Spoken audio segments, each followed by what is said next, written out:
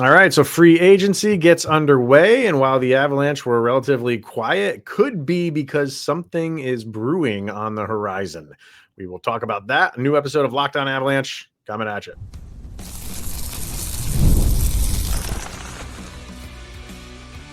You're Locked On Avalanche, your daily podcast on the Colorado Avalanche. Part of the Locked On Podcast Network, your team every day. All right, everybody, welcome to the Locked On Avalanche podcast, part of the Locked On Podcast Network, your team every day. I'm your host, Chris Maselli, and with me, as always, Mr. Shaggy Von Doom, Kyle Sullivan. Thank you for tuning in, making it your first listen of the day. That's always appreciated. And if you want to get in on the conversation, then join our subtext. The link is in the show notes below. Chat with Kyle and I one-on-one.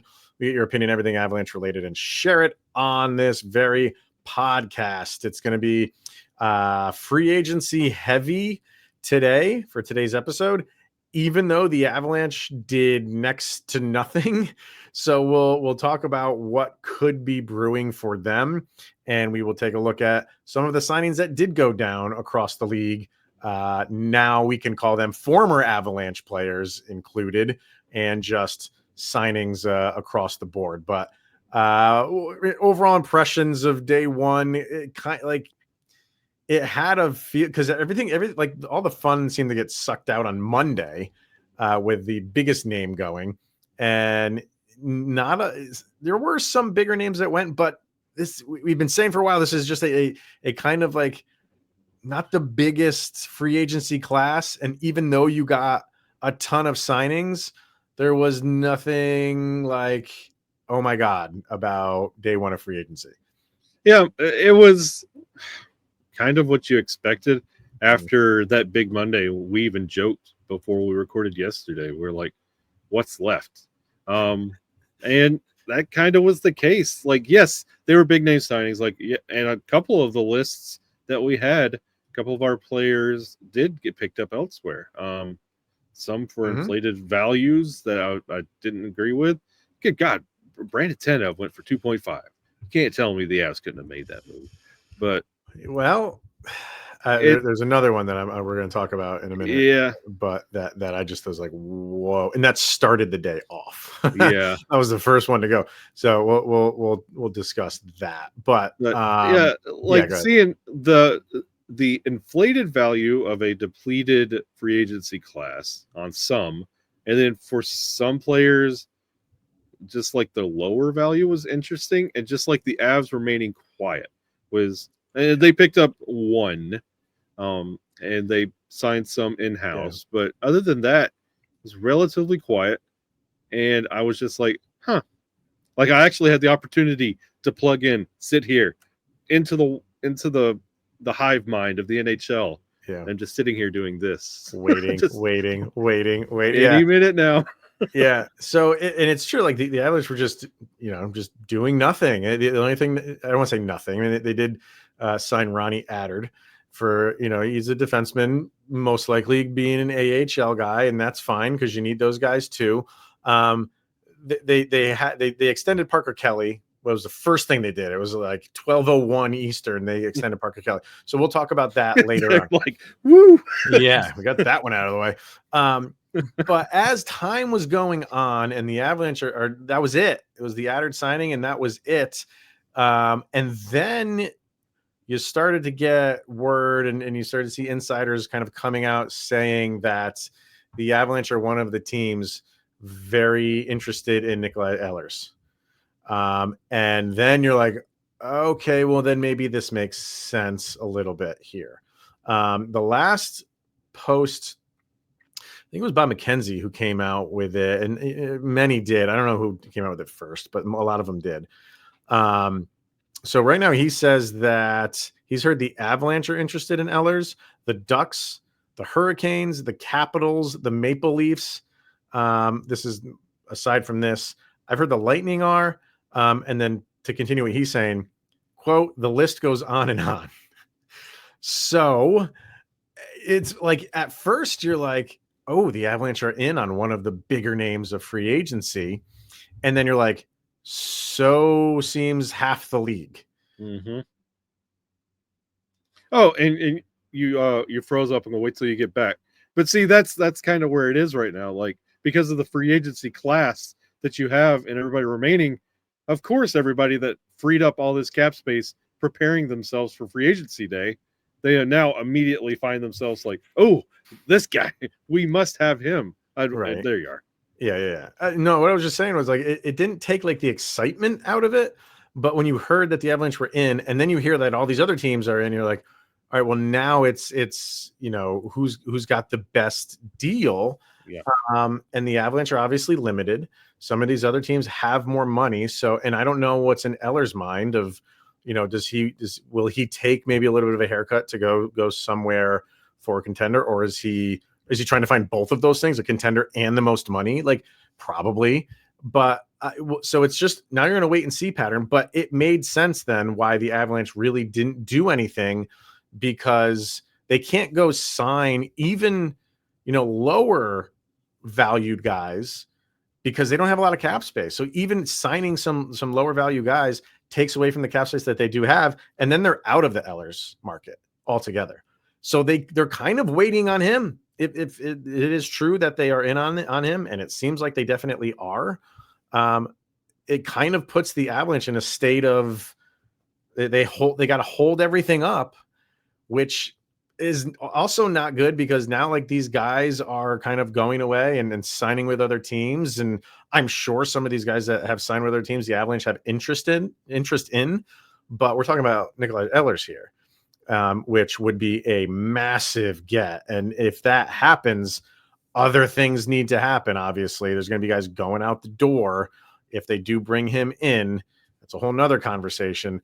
But it kind of explained why day one for the Avalanche was very slow.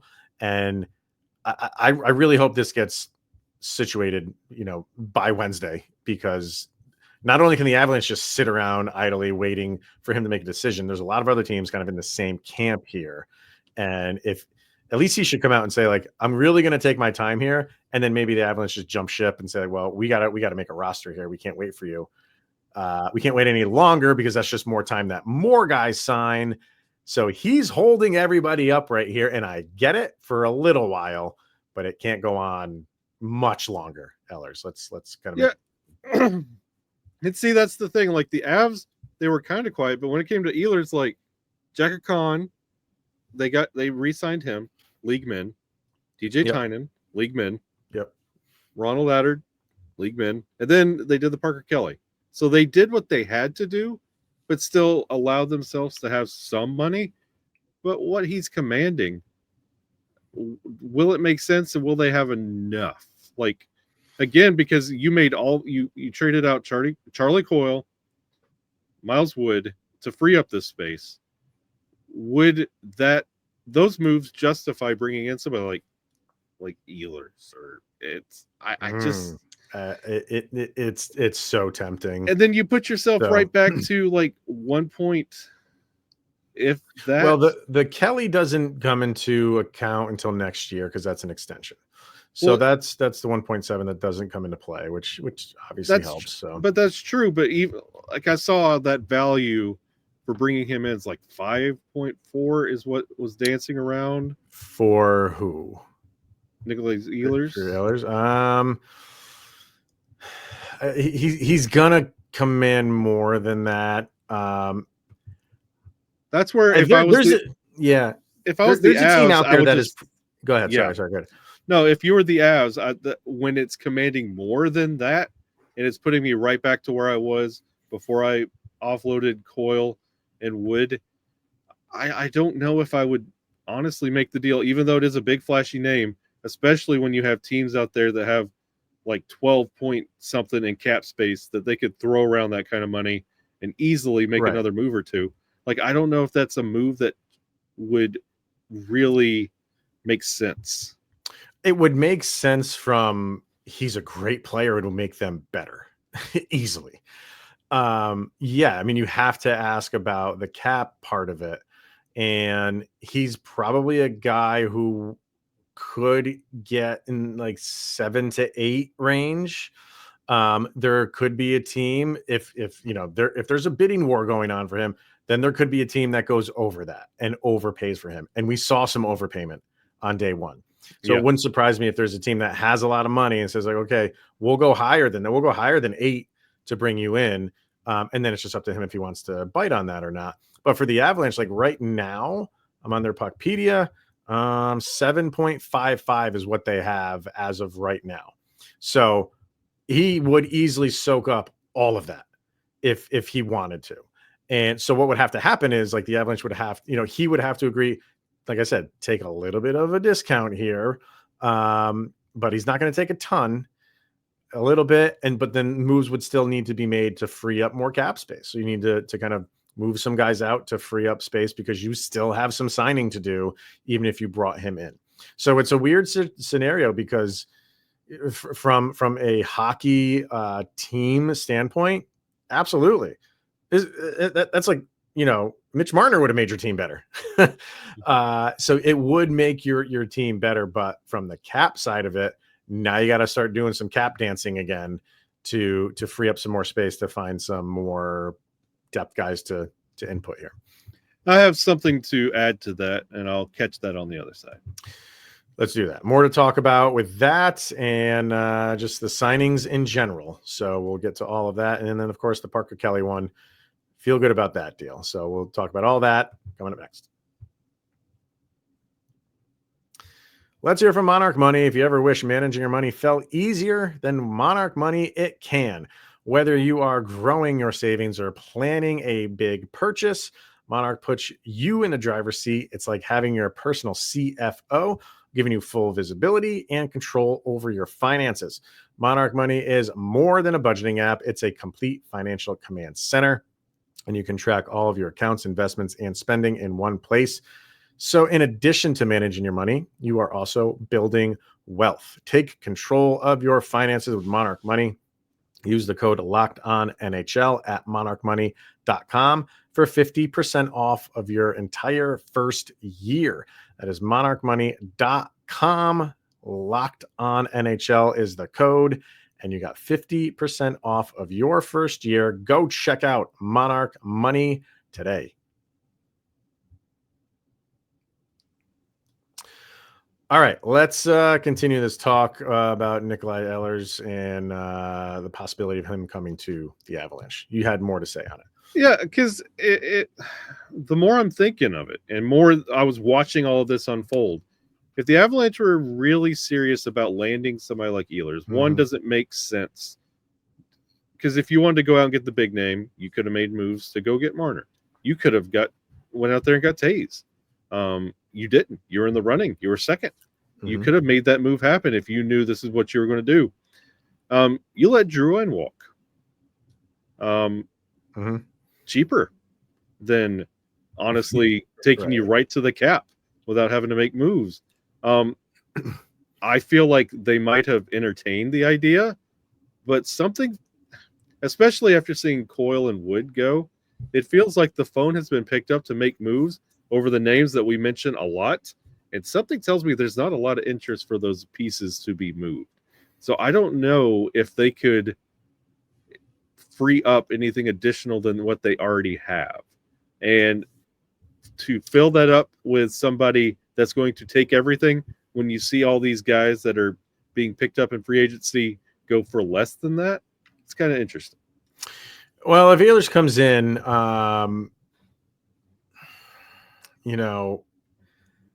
Ignatius is gone.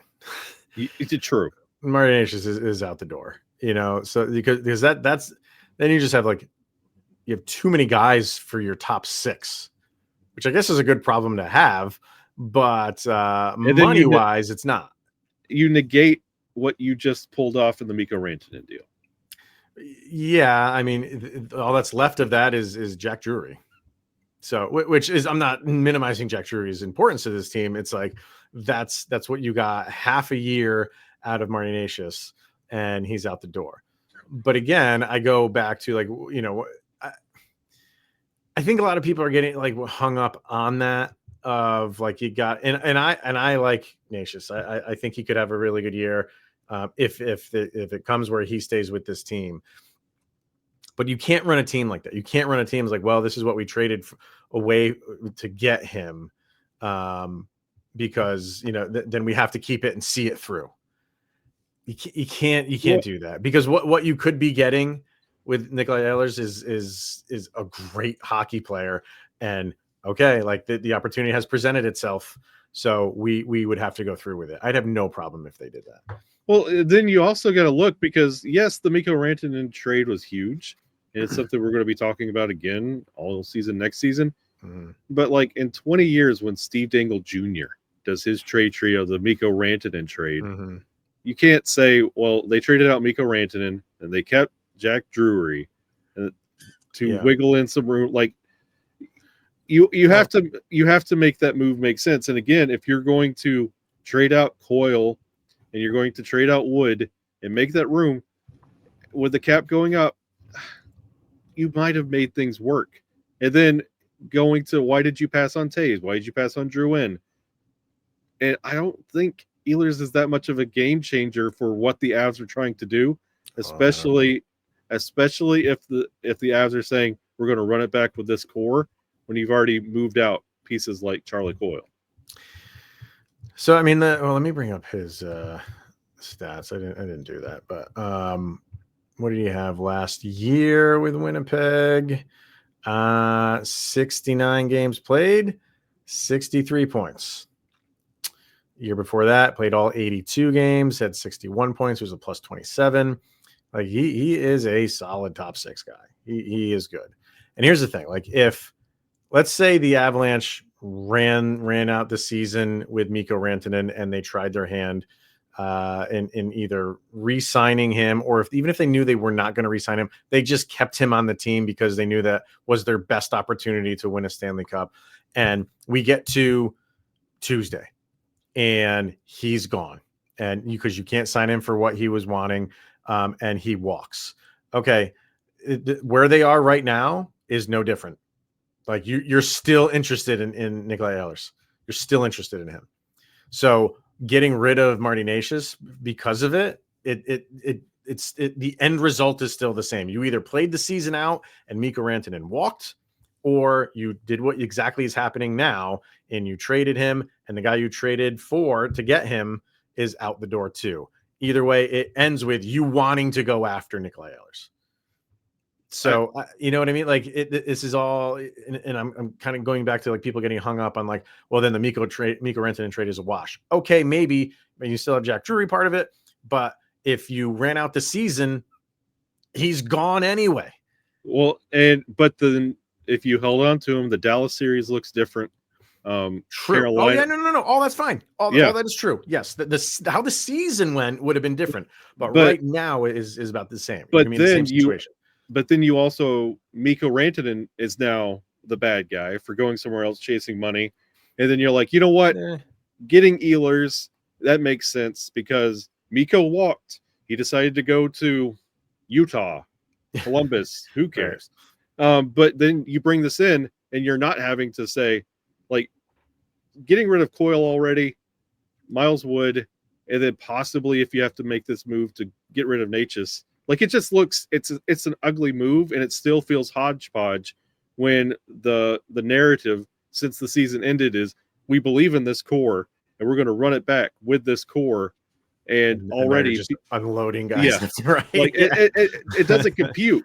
Like I would have much preferred, like now in hindsight, especially if this is what you're looking at in free agency, I would have preferred to hold on to Mikko Rantanen. At the end of the year, you're empty-handed, fine, because if you're going to have to make these moves to get Ehlers, you're still empty-handed. But the playoffs would have been different. You would have had a different swagger to this team, and you probably would not be paying Brock Nelson 7.5. I don't know, but like my biggest concern right now is he chooses somebody other than the Avalanche, and now the Avs are scrambling in free agency to fill out their roster, and so many guys have already signed. Like I said, some guys that maybe they did have some interest in. But if Ehlers is telling them, I'm interested in you, they're holding everything up for that. Is that the smartest thing to do? If he joins you, yeah. If he doesn't, yeah, you're behind the 8 ball now, and you're playing catch up. So, I mean, it still feels kind of scrambly if you're saying, okay, Brock Nelson 7.5, you're with us. We're signing Parker Kelly, Charlie Coyle, you're out. Miles Wood, you're out. Jonathan Drouin, you're out. Ryan Lindgren, you're out. And you're still like kicking the tires on Nikolai Ehlers to come in here. It still feels a little scrambly to me.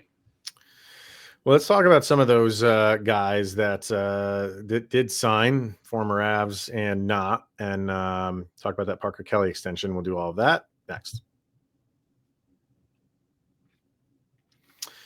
All right, so day one of free agency is in the books, and yeah, Kyle touched on them just a moment ago. And yeah, some of now former Avalanche players are with their new teams. The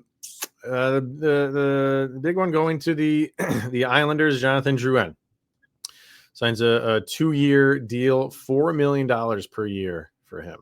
So that was just way too much, and the Avalanche were not gonna go there. So I mean, good for him. You know, it's a small deal in term, 2 years. $4 million is a nice bump for him, considering what his first year was with the Avalanche, going into his second and beyond. And so he gets a nice little increase to play on the island. $4 million. It's a super Islanders move. Congratulations with that, New York. You don't have Nathan McKinnon to feed it to. He's going to have to figure it out on his own, which was his problem in Colorado. Enjoy spending $4 million on that, and a little asterisk, even though he's like a former Av, Nico Sturm is in Minnesota. Oh, he did go to Minnesota? I didn't. Oh, you know what? I saw Seth post about that. Yeah, you're right. Okay. So they got Tarasenko and Sturm. Whatever.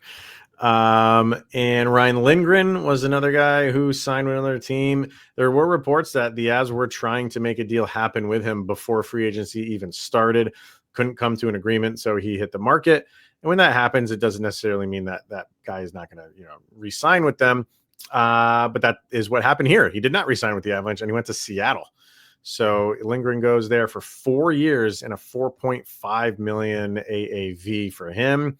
That's another number the Avalanche were not going to touch, but that is around where I thought he was going to be. He wanted, I think what was his last contract? I think it was more than that.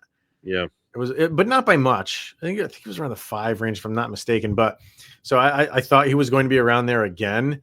He's going to have to take a little bit of a cut if he wanted to stay here. Didn't want to do that. So he goes to Seattle for 4.5. And that's just not what the Avalanche were willing to do. And I'm glad they didn't. I mean, I would have been happy if they made another move to like the moves that we've been saying, move out money to bring him in. But for them to not want to go to 4.5 means they don't really want to move anybody out on the defensive end. Which, I mean, it makes sense, but 4.5 for Lindgren it just didn't do it for me. That's a no for me, dog. No, it's like I said, it's kind of around where I thought he was going to be, but it's not where the Avalanche could be. So, and kind of getting into just some other signings here. The day started with one of the guys that I brought up in yesterday's episode of someone that maybe the Avalanche take a run at him. And that was Christian Dvorak. And he signed a 1-year deal with Philly for $5.4 million. And the funny thing about this, the first person that I saw to post this was Elliot Friedman, who's like the first to post everything. But he messed up his tweet. So instead of posting 5.4, he put 4.5 and then immediately put out another tweet saying like, oh, I reversed the numbers. And I was like, you did? It's not 4.5. It's 5.4. Are you serious? That to me is just like, if this is how we're starting free agency, then it's going to be a wild day. It didn't, for the most part, go down that road, but that signing to start the day to me just was like, oh boy, that is a big contract for a bottom 6 guy. Really, maybe even we'll go lower than that, a 4th line guy. That's a big contract. And Perbix going to Nashville was interesting as well, especially with everything going on in Nashville. Like both of those deals struck me as very weird. And I was watching like the rest of the day, like comparing our lists and how they went. Like Perbix and Dvorak, I was really scratching my head and kind of glad the Avs didn't chase after that, because that money just no. And my guys ended up going for value. JVR went to Detroit for $1 million. Yeah. Like, you could have, come on, Colorado. And Tanev was 2.5. Like, again, I just didn't get a vibe that they really wanted anything to do with Tanev for some reason. He's just never connected to them. Come on. Yeah, I don't know. McFarland, hello. The Perbix one for Nashville, like 2 years, 2.75. I don't think that's a bad contract for him. I think that he's one of the guys that I thought could work well here for, being the size that he is. So I think that's a good signing for Nashville. You had Corey Perry still kicking around. He goes to LA on a 1-year deal for $2 million. So the 40-year-old man is still pulling in some money and going to teams that have Stanley Cup aspirations. And hey, he's the guy to get if you want to have that. Just don't expect to win it. Yeah, that's a shame. I guess the Avs won't be going to the Stanley Cup this year. It's going to be LA, and they're going to lose. But LA did pull off another signing, which to me was a little bit high end, and that's 4 years, 4.5 for Cody Ceci. That's such a terrible, terrible, terrible deal. That's a weird one for me.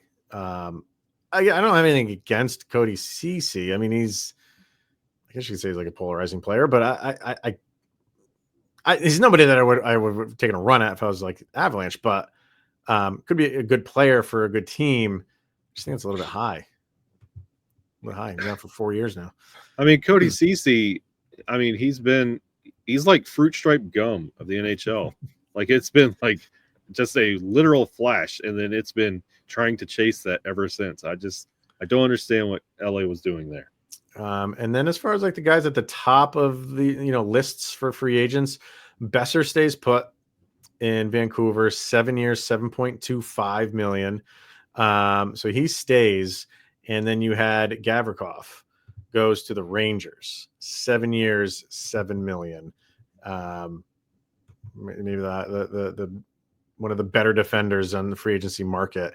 And he got a pretty nice contract going to play in the Big Apple. Not horrible.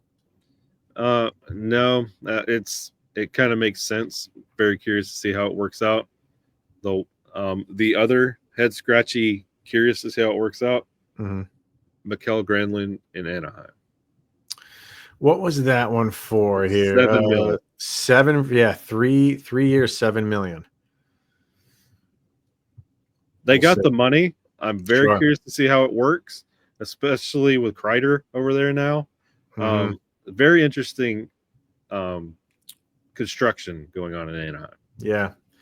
And when teams have money to do stuff like that, they'll throw a little bit, dangle the cherry on top, and they can give you maybe a little bit more. So we'll see. So I think that really, I'm just kind of going down the list here. They don't have John Gibson in Anaheim anymore. I don't know what they're going to do when it comes to the backstop and defense, but they have a log jam in goal right now, though. I mean, Dostal is their guy. Yeah. But we'll see where it goes. Very interesting team. That's going to be one I'm going to be watching very curiously. And no Zegras either. So they're completely revamping the look and vibe of that team. Exactly. Under Coach Q. All right. And then finally, to finish this off, Avalanche related, like I said, the first thing that they did right after noon Eastern time was give Parker Kelly a 4-year extension, $1.7 million per year. There's nothing to dislike about this. Like he is, I think, a perfect guy for their depth. He was one of their best depth players last year. Brings everything that you want to a guy on your depth line to do. He gets into the gritty areas. He does have a little bit of offensive touch if he needs to. If he's given a good opportunity, a good lane, he can fire a puck in the net.